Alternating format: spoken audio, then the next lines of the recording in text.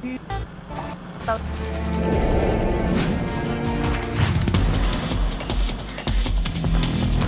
Reyes finally breaks his silence and knocks down a three. A good rest on the bench for about 3 or 4 minutes, giving him some good breather.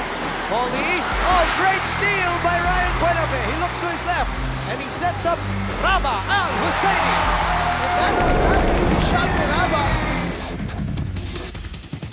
It's hard to play UE, mainly because they're a rhythm team, and in fairness to their coach, he gives his players a lot of confidence. It was a big-time shooting display that Jai Reyes put on today. Those were clutch three-pointers he was able to hit for us, and sometimes it takes one guy to get it done. And Jai was able to knock down those shots tonight to really break the zone and to give us a better chance of winning the game.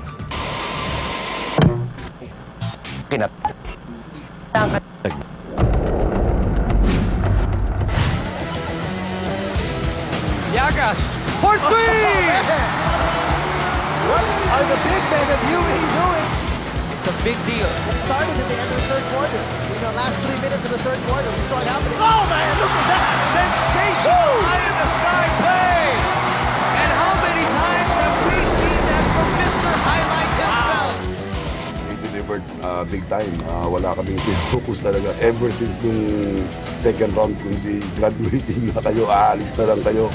What's gonna differentiate you guys from the previous UE grades from the past 23 years? So yun lang lagi pinupush ko sa mga utak nila.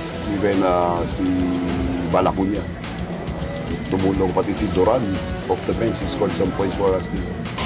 Lahat ng klaseng tulong kailangan namin, finals na to.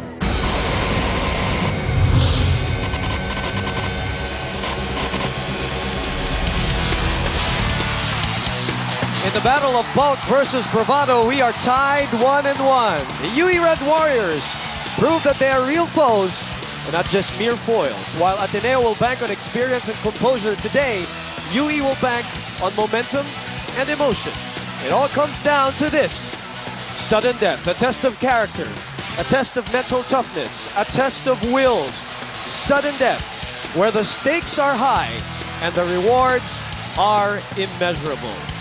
Sudden death where some dreams come true and some dreams will be left unfulfilled. Welcome, ladies and gentlemen, to the hottest ticket in town. Your Thursday thriller is game number 3 of the finals between the University of the East Red Warriors and the Ateneo de Manila University Blue Eagles. For ABS-CBN Sports, Boom Gonzalez, DJ Manotok, this is live and exclusive on Studio 23.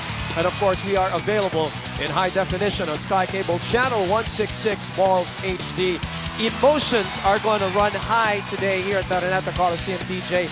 The atmosphere is electric, and whoever can channel those emotions the right way will probably have an edge going into Game 3. Well, you know, when you go into a do-or-die game, the last game of the series, you can throw the stats out the window and really pour it out, and it'll depend on who has the heart, the desire, the hunger, and the focus to win it all. And that's really what will boil down to be the basic ingredient that all 5 players on the court at that given time will have to have. All right, let's run through the first 2 games, if you will, DJ. Let's just encapsulate everything in terms of the numbers for these 2 teams. Game number 1, as you saw in our primer, Ateneo drew first blood. What did they do in game number 1 that gave them that 78-71 victory? Well, the key stats that stood out there for Ateneo, number 1 was their defense. They held down UE to only 34% field goal shooting, and they shot well from beyond the arc at 42%. Of course, we know Jai Reyes had 5 out of 6 of those in the second half alone, and also they beat UE on the boards 50-42. An 8 rebounding edge was huge for Ateneo in game number 1. And that's why they drew first blood, as we mentioned, 78-71 in that game. Game 2 was a little bit different, especially from the UE side of things. A little more energy, a little more aggressiveness, a little more emotion, maybe even a little more players playing in that game. Right. And better numbers showing in game number 2 for the Red Warriors. And it was also a combination of a little less shooting well, at least for Ateneo. They shot poorly, only 20% from three-point territory for Ateneo.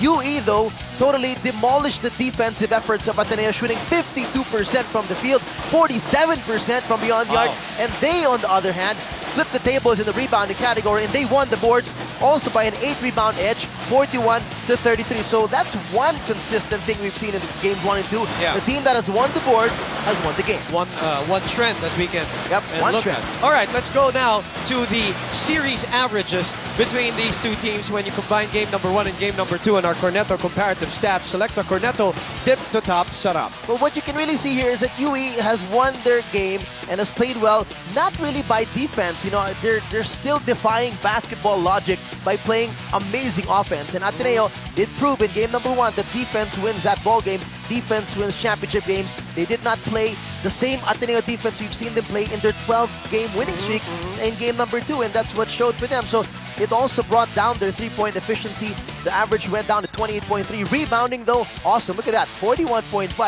Tabla, because there was an 8 rebounding edge for the respective teams. So one thing that you really look at and you really admire for UE is that they're only turning the ball over 11 times a ball game in those 2 huge championship games. 7 in game number 1 where they lost. You know, we talked about emotions being high in game number 3. Sudden death, winner take all. A lot of graduating students also will play their last game today, and emotions will run through their system regardless of whether they end up with a win or a loss.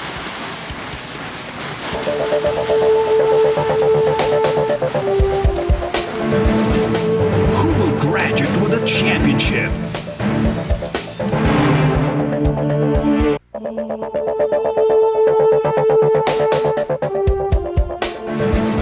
Can first time be the charm?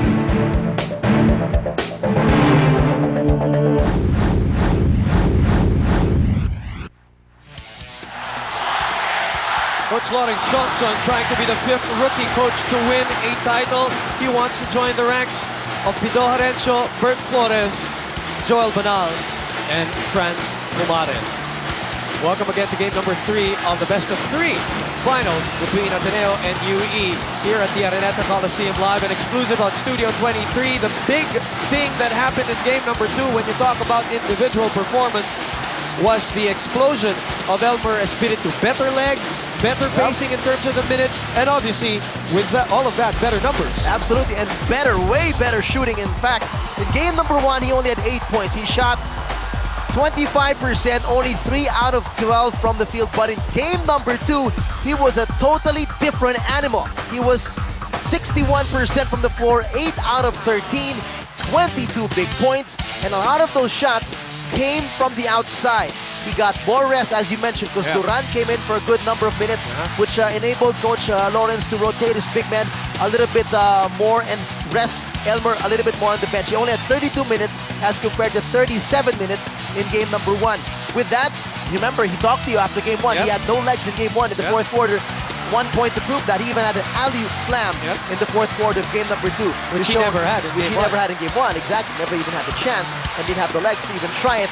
And that's one thing that was big for Elmer Espiritu. 2 things, the confidence and the fatigue factor. He was really able to save himself towards the end game. And look at those shots, 80%, 4 out of 5 from 3-point territory. I don't know what he ate for that game, but he was shooting like it was Paul Lee against FPU. Everything he took just went in. And they were not easy shots, mind you. They were in the face of some defenders. Some of them he had to pick them off. He was just so confident and took them without any doubt that he was going to make those jump shots from beyond the arc. And the thing about Elmer Espiritu in this series, together with those numbers in game number 1, he's shooting better from the 3-point area compared to the 2-point area in both games. And that's obviously jacked up by the 80% shooting that he had in game number 2. And because he did so well, I think Barry Llagas not only took his cue from Elmer Espiritu, but there was a little more leeway for him to do what he does best because he knew there was attention going to Elmer Espiritu a lot of times, so Barry Llagas did his thing. Nahawa din. I mean, that confidence really can flow within the whole team, especially if you're doing very, very well. I mean, we saw that happen with against FPU when UE was rolling against them and everyone is just shooting the lights out, and it was very contagious. For Barry Llagas, he took the cue, as you said, from Elmer Espiritu and also shot great from the field in the game 1. Okay lang, 13 points and 60%. That was a great shooting percentage. But you know, this guy really picks his shots. That's why he shoots well from the field. He doesn't force his shots. He doesn't force situations. If he knows he has to kick it out or pull it out, he does so. But in game number 2, out of the 11 shots, he made 8 of them. And some of them were even long fadeaways in the face of Rabah Al Husseini. So what key is that for Parillagas to be active offensively? He challenges Raba defensively. You tire the guy out. Maybe you don't get him into foul trouble as much because you don't take it strong inside in the post. He took a couple of shots, as you can see from his shot chart, outside the paint. A lot of them, of course, also were follow-ups or drop passes from Paul Lee and from Val Acuña, and that also helps the big guys score easily under the paint. But really, very crucial for UE, for Llagas, and even Espiritu to challenge the defense of the big guys of Ateneo. Not only na nahawa si Parillagas, TJ, I believe na dahil nagkaroon ng katulong eh. You know, there was attention divided now between Elmer because of the explosion of Elmer in game number 2. So Parillagas had less defenders on him, unlike in game number 1 where all of the attention was on him because Elmer was struggling so bad. Now, speaking of struggles, well, this has been well documented, not only in the finals. Let's talk about the Ateneo side of things. We're talking about Eric Salamat. He has struggled in this finals. He struggled in the 2008 finals. He struggled in his rookie year against UST in the 2006 finals, averaging only 1.3. Coming into this year's finals, and in 2 games, he has only come up with 8 points in total, 4 and 4. It's really still a mystery that is so difficult to solve because you can't say that he's not used to this atmosphere. You can't say he's not used to big games. You can't say he's not used to being on a championship team because he's been there, done that.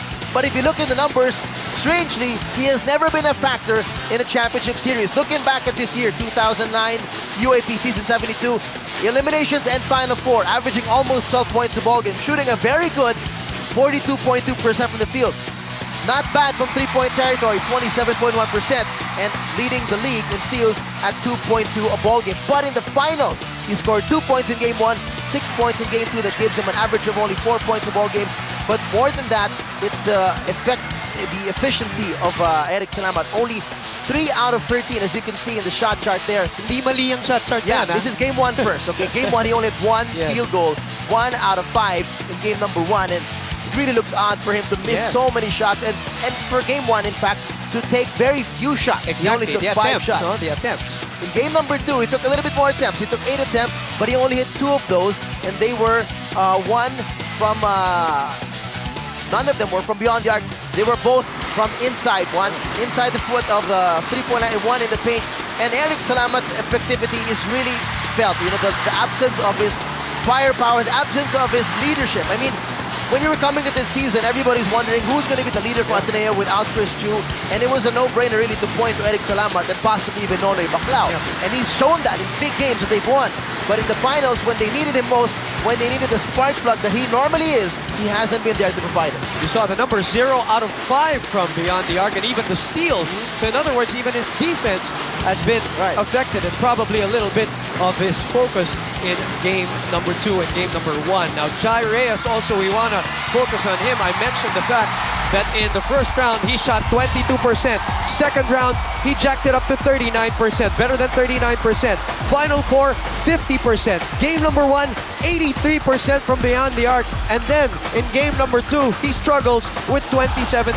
Partly maybe because he struggled, partly because the defense was just really in his face in game number 2, TJ. Well, you see it right there. Phenomenal shooting in game number 1. Coach Norman Black himself said that was some big-time shooting from Jai Reyes in crunch time. 5 3-pointers in the second half alone. Game number 2, 11 points, but more than that, only 27%. What a big dip from the 83% down to 27%. He took a lot more shots, actually. He really tried to get his groove going, but he just couldn't get the same rhythm that he had in game number 1. And Jai Reyes, as you mentioned, probably also more of the defensive effort was focused on him. Mas na-check na siya. The zone defense of Coach Lawrence Johnson, I think, was more effective in game number 2. They really gave him a difficult time to get the easy looks like he got in game number 1. In game number 1, they would run a pick and roll, and all of a sudden, Jai Reyes would find himself wide open. And he did not get those wide open looks as it was in game number 1 compared to game number 2. Jai Reyes and the rest of Ateneo hoping to go for back-to-back, a feat that they accomplished back in 1988. The question is, can they do it again?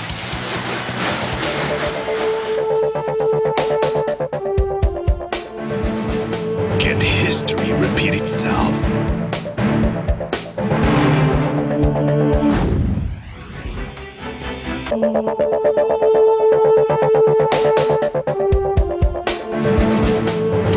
Will they bring home the the 20th crown.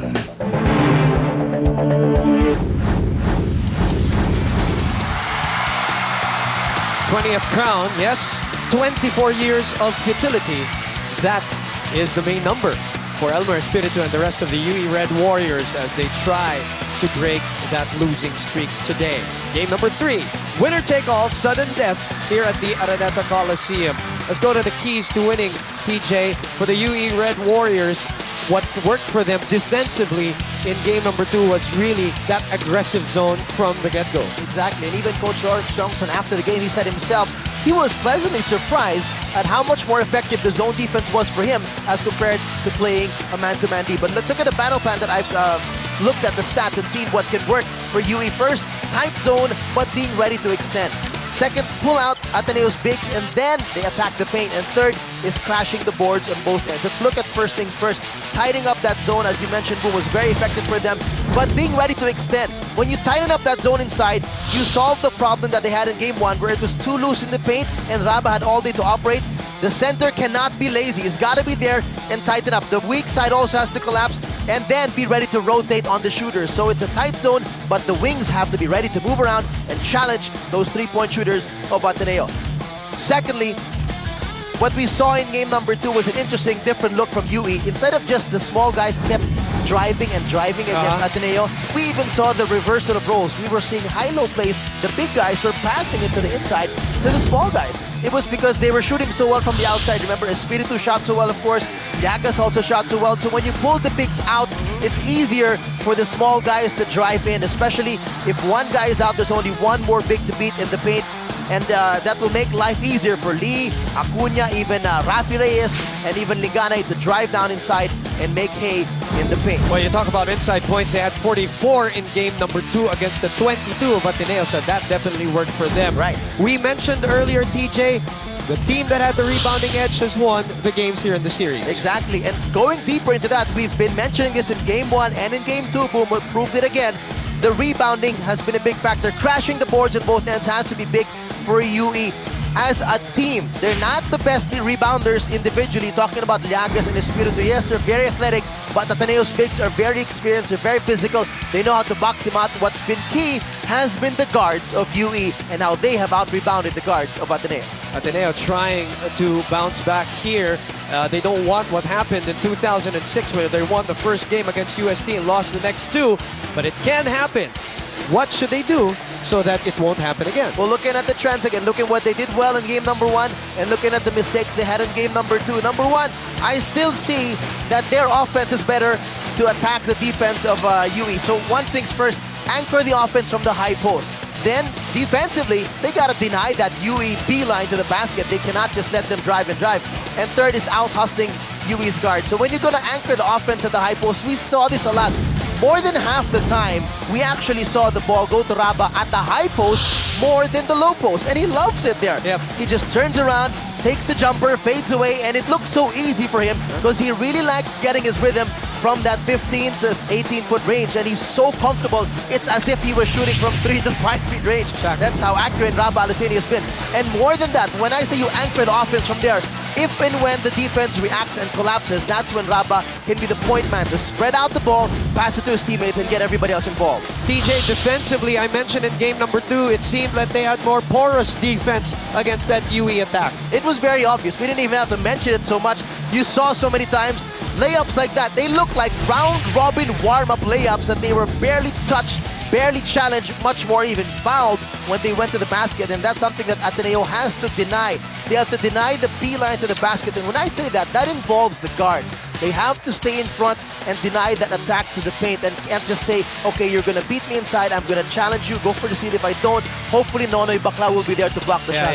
Yes, Baclao had a bunch of blocks in game number 2, but he's not going to be there all the time to back you up. And you talked about this, you drove this point since game number 1. UE's guards have outplayed Ateneo's guards so far, other than Jai Reyes in that game number 1. Collectively, it seems that UE's guards are just more aggressive and energetic. Absolutely. We did mention that they beat them on the boards. The exact number, 22 rebounds by UE's guards combined as compared to only 7 rebounds by Ateneo's guards combined. But more than that, a lot of intangibles that you can't see in the stats. The tapping of the ball out, the saving the possession, tapping it away from an Ateneo rebounder. Those have been huge for UE's guards. They've proven they're the more athletic ones, and more than that, they've proven that they're the hungrier ones so far. Well, in a moment or in a situation where it's winner take all, the details will matter. And those were what TJ was TJ was talking about, who will take care of the details in game number 3. Ateneo trying to go for back-to-back. Coach Norman Black, 5th season as a coach, 3 finals appearance. He's trying to go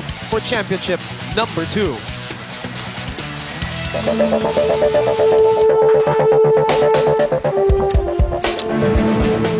Can they go back to black?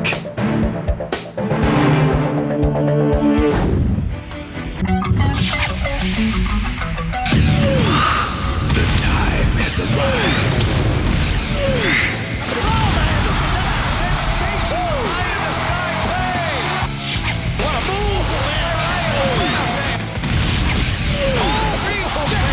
No more streaks. Acuna, flyby move, twirl, spin cycle move, gets it up and in. Salamat, up, over, Elmer Espiritu. No more excuses. By Nico Salva. Yagas, for 3. No more tomorrow. Reyes with the left hand. What a move. 1 point for 3 in the corner. This is it. Lau running the floor. Too easy. Saying goodbye to those 2 points. Liganay, bang in the bucket.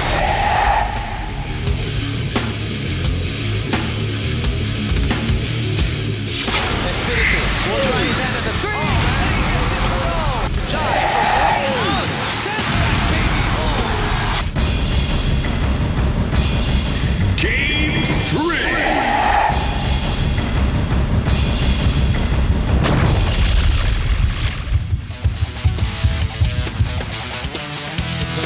This UAAP Championship game is now seen live on Studio 23, the Filipino channel, with replay on Ball Sky Cable Channel 34, and for the first time ever, in high definition on Sky Cable Channel 166.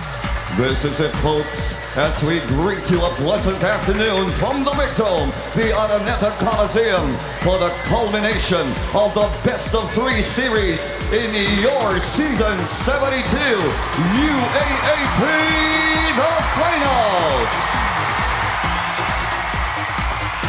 First, starting for the quintet, gunning for their first senior crown since 1985, here's the UE Red Warriors. At guard, number 10, playing his last UAAP game today, Rudy Liganay. Guard number 14, Rafi Reyes. At forward, number 5, Paul Samar. Also at forward, playing his last UAAP game today, number 21, Val Acuna.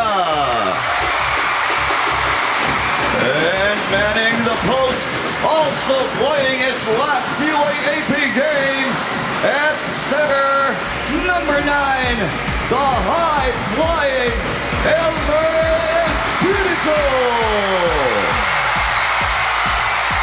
The head coach of the Red Warriors, rookie coach Lawrence Johnson. And now, celebrating its sesquicentennial 150th year on December 10 of this year, here's the starting 5 for the reigning, defending UAAP champions, the Ateneo de Manila Blue Eagles.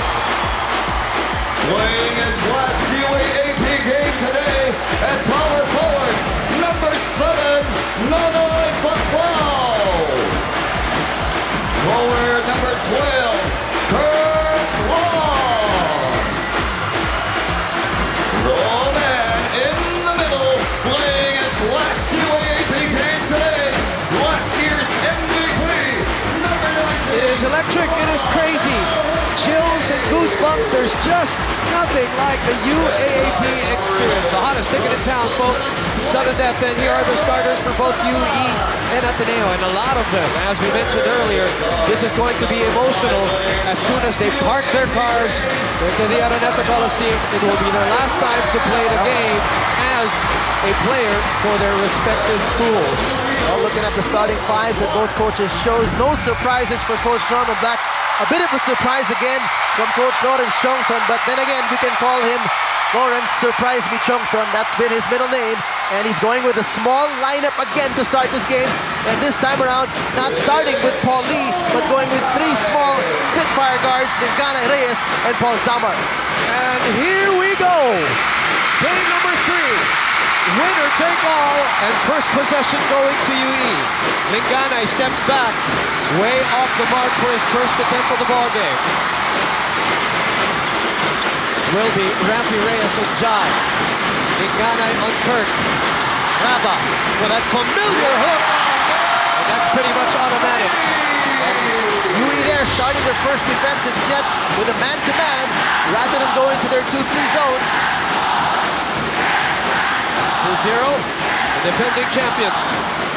Their juniors team winning the championship earlier. They went back-to-back. Can they duplicate the feat? Samar from the corner gets it to go.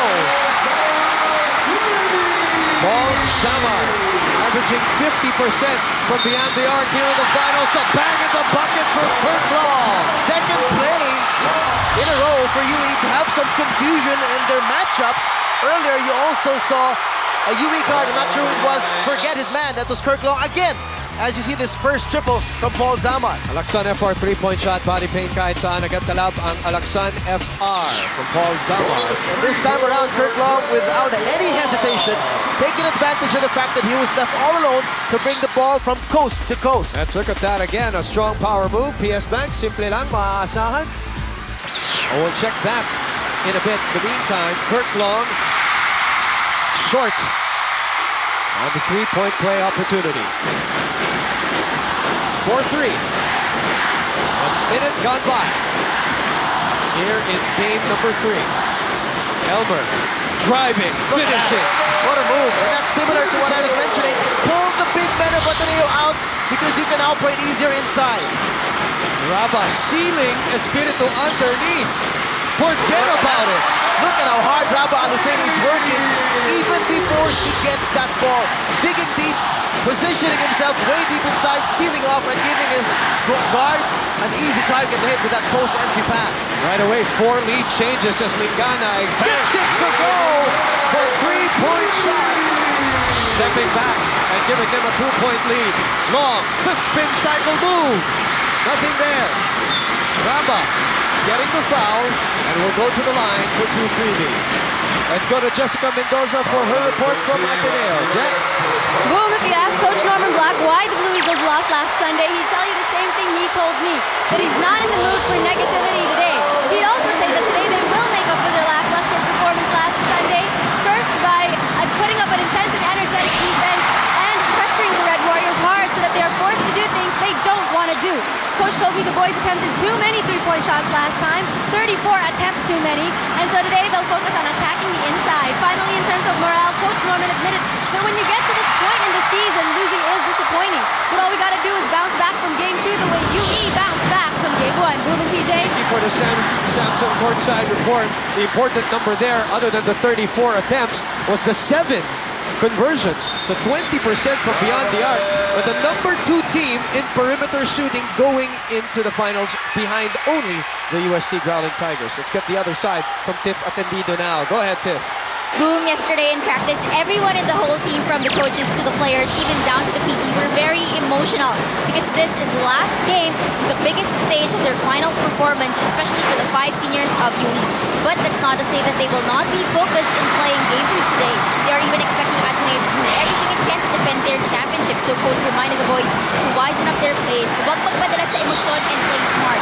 Next, they were told to keep on believing our destiny is still in our hands if we do things right. With both teams even at 1-1, there's no more looking back. What matters now is how we play the whole 40 minutes of this ball game. Boom and TJ. And And so far, so good for them. Tiff, thanks for the Samsung courtside update. They're up 2 points, 8-6. Here's that attack as Elmer Espiritu slips and slides for a strong power move. PS Bank simple lang maaasahan.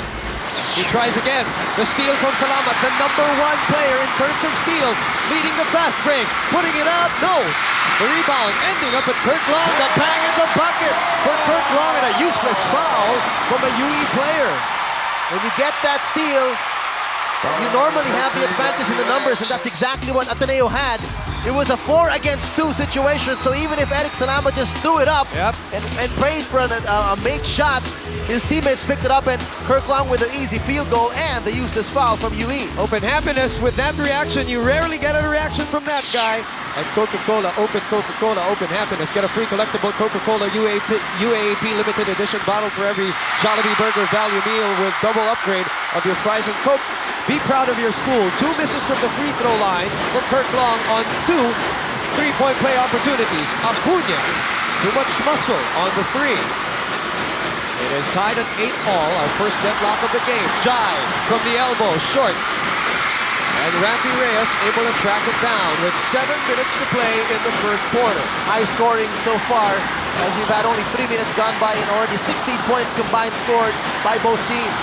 Elmer puts up the long shot, and that's what it was, very long. Kirk looking at Rabah, drawing the crowd. Rabah looking at his options. Up and under move is a bit short. After making his first 2, he has missed his last 3. Zamar in the thick of that defense. Left his feet without knowing what to do. Shot, crossover, setting up Rabah Al-Husseini. Puts it in. Beautiful setup there by Jai Reyes at the right spot and at the right time, dropping it off for the trailing Rabah Al-Husseini. And again, UE's transition defense left behind after a turnover. They want to post up Zamar. Elmer says, I'll shoot. That's 2 long triples for Elmer Espiritu. 10-8. Rabah is ahead of the pack. Underneath. Unable to put it in. And Elmer Espiritu comes away with his first rebound of the game. Wow, Rabah has 6 points already in this game. But I say he's already taken about, 8 or 9 attempts. Oh, a careless turnover here because of his 8-second half-court violation. And remember, UE, very good in terms of turnover numbers. In the meantime, we have a timeout with Samsung. Imagination lives. Will 24 years of heartbreak finally be over?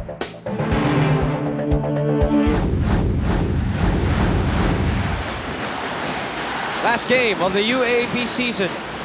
Coach Lawrence Johnson trying to join the ranks of Coach Joel Banal, Franz Pumaret, Bert Flores, and Pido Arencio, the coaches who've been able to win a title in their maiden season. We are at 10-8.